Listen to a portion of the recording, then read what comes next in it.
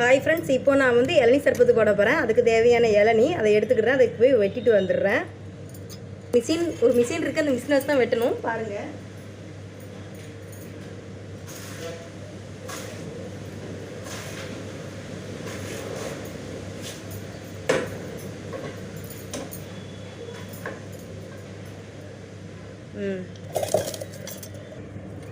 உள்ள வழுக்கையே கொஞ்சம் லைட்டாக அந்த ஸ்பூனை வச்சு வலித்து இப்படி மிக்ஸி சாருக்குள்ளே போட்டுறணும்.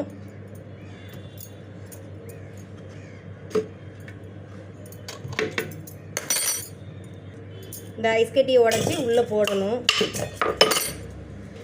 இந்த இளநியை இப்படி உள்ளே ஊற்றணும். நாங்களே தயாரித்து வச்ச நன்னாரி அதை வந்து 100 ml ஊற்றணும். உள்ள